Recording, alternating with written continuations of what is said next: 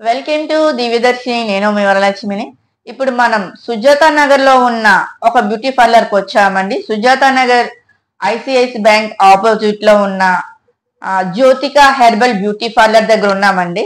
మనతో జ్యోతిక గారు ఉన్నారు. అసలు ఈ సమ్మర్ టైంలో లేడీస్ అందరూ కూడా అసలు ఆ కొన్ని ఆవిడ మాటల్లో మనము ఆలకిద్దాం. అంటే సమ్మర్ టైంలో చాలా మందికి ఫేస్ అది చాలా డల్ అయిపోతూ ఉంటది కదండి.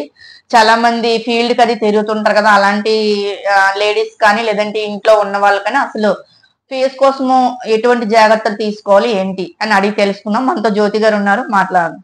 మేడం నమస్తే. మేడం నమస్తే. మేడం నమస్తే.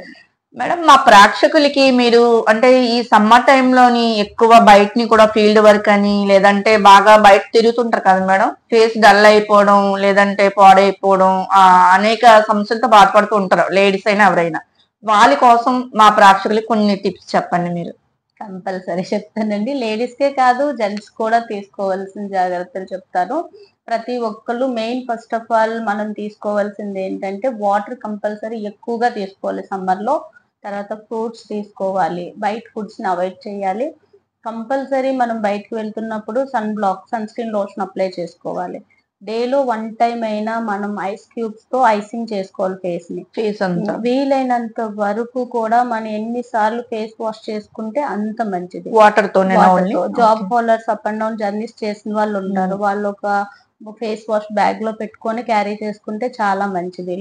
మేడం, ఫేస్ వాష్ అన్నారు కదా, అసలు ఏ టైప్ ఆఫ్ వాడాలి అంటారు? ఇప్పుడు ఈ సీజన్ లో ప్రతి ఒక్కరి స్కిన్ కూడా ఆయిలీగా ఉంటది. సో మనం ఫ్రూట్ బేస్ ఉన్న ఫేస్ వాష్ యూజ్ చేయాలి. ఆయిలీ టైప్ ఆఫ్ వాడకూడదు. నెక్స్ట్ ప్రతి ఒక్కరు నైట్ క్రీమ్ అన్నది కంపల్సరీ ఉండాలి. ఎందుకంటే మార్నింగ్ అంతా సన్ కి ఎక్స్పోజ్ అయిన స్కిన్ అంతా కూడా డల్నెస్, డార్క్నెస్ అవుతుంది. సో ఆ లైట్నింగ్ కోసం లైట్నింగ్ ఉంటాయి.